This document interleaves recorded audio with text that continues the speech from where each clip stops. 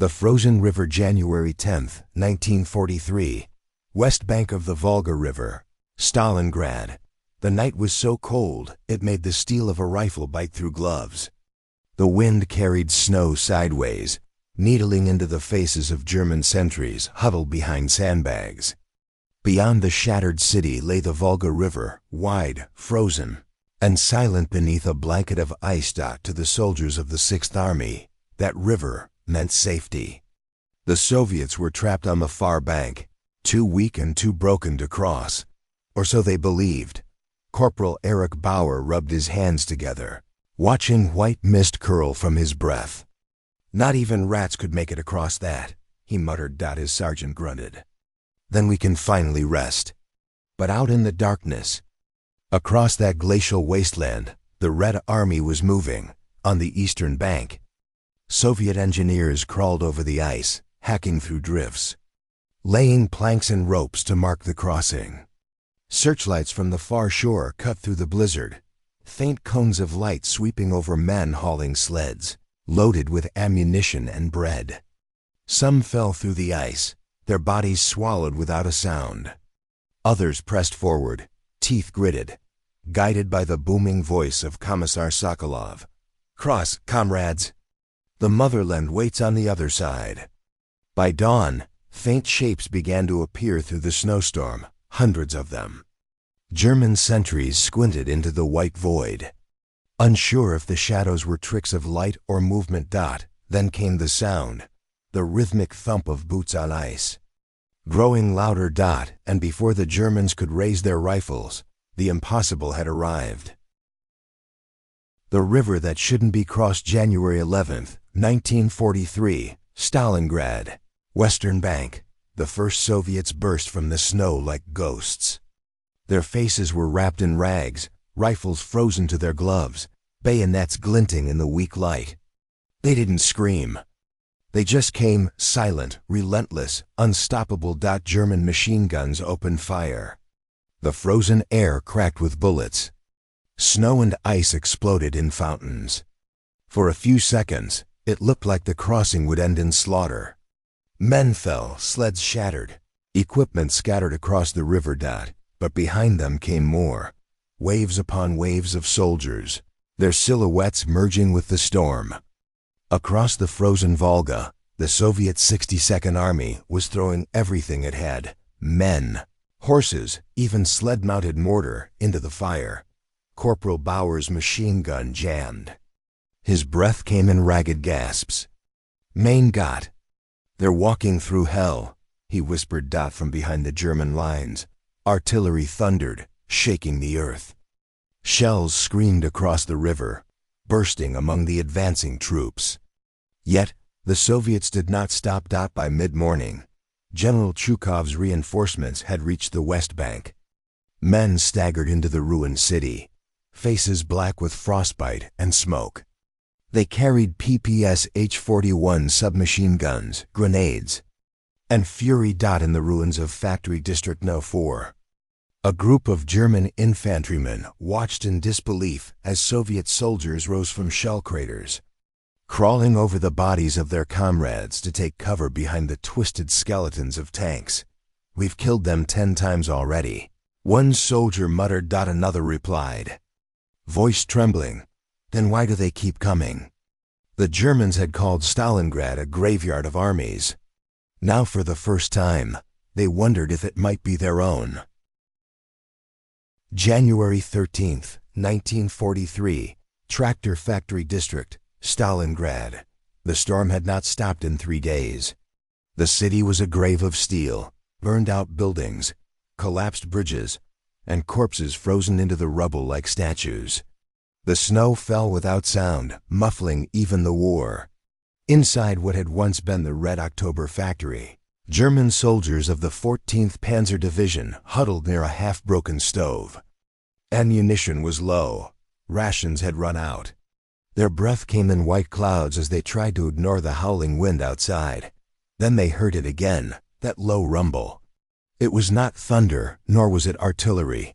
It was the sound of engines. Sergeant Kruger grabbed his binoculars, peering through a shattered window into the blinding blizzard. Through the snow he saw them, the 34 tanks, whitewashed for camouflage, crawling across the frozen river. Their tracks cut through the drifts like scars, each one trailing infantry wrapped in thick winter coats. "Impossible," Kruger said softly, his voice barely a whisper. "They're crossing with tanks now, the Volga." A natural barrier they had believed to be their ultimate protection had become a highway for their enemy. Russian soldiers marched beside the armor, their long coats flapping like flags in the unforgiving gale. Engineers followed close behind, dragging sleds laden with mortar and essential medical kits. Overhead, a lone Yak-1 fighter roared through the storm, its shape barely a silhouette against the oppressive gray sky. The Germans opened fire. Shells erupted along the riverbank, with flames bursting violently through the pure white snow. Yet, the Soviets advanced in disciplined lines, slow, steady, and utterly deliberate.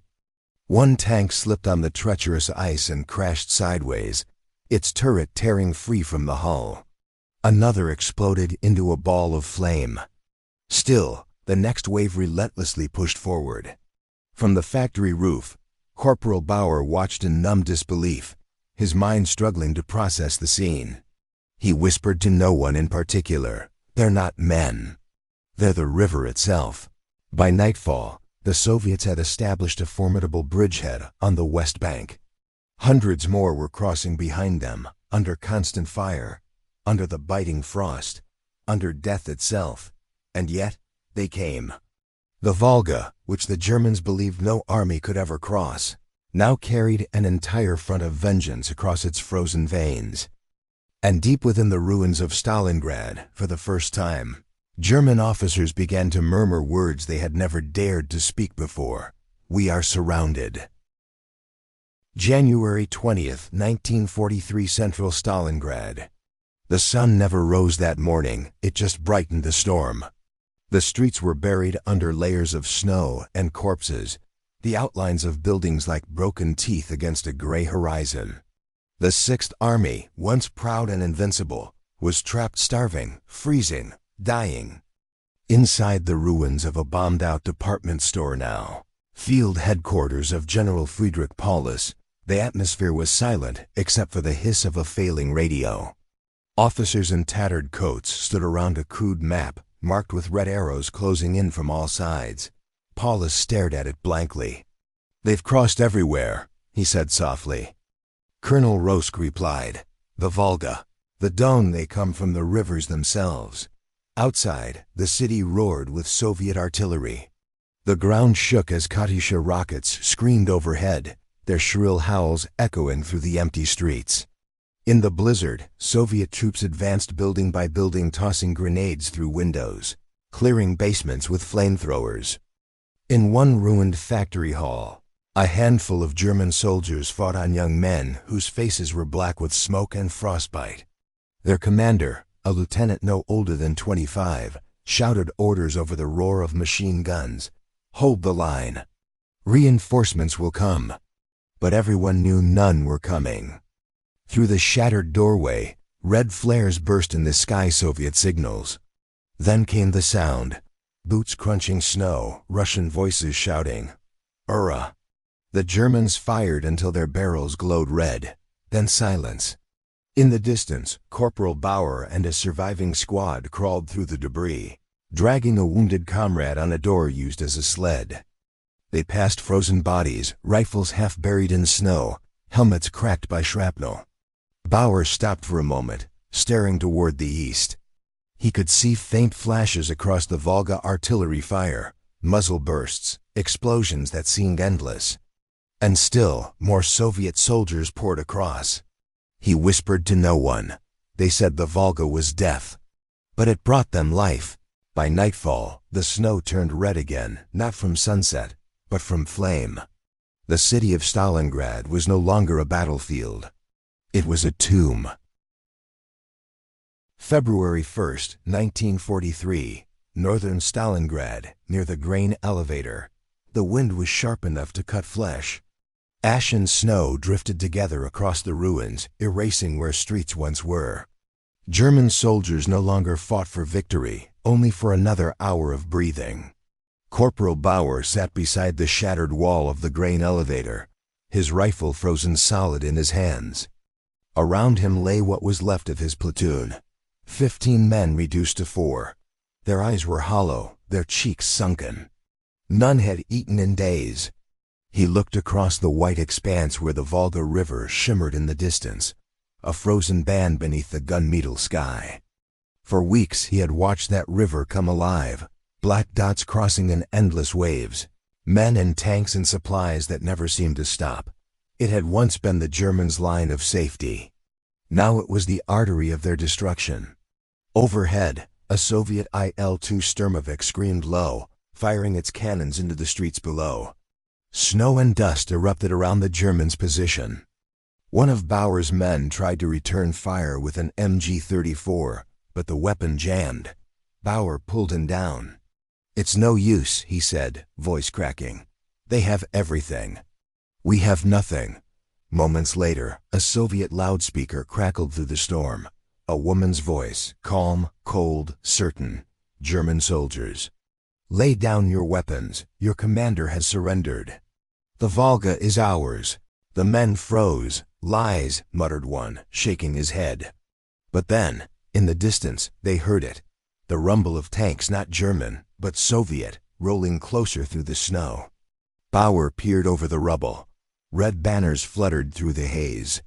Soviet infantry advanced methodically, weapons ready, eyes hard.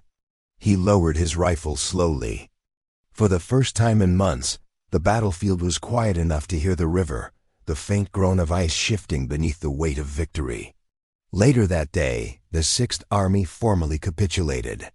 Over 90,000 survivors were marched east across that same frozen river, the river they had once called uncrossable. As Bauer stepped onto the ice, his boots creaking under him, he looked back toward the city, a gray skeleton rising from the snow. In the far distance, Soviet flags waved from the highest ruins, red against the white sky. He whispered to himself, half in awe, half in surrender. The Volga was never frozen. It was waiting. And with that, he disappeared into the white horizon, one of thousands swallowed by the land they had come to conquer.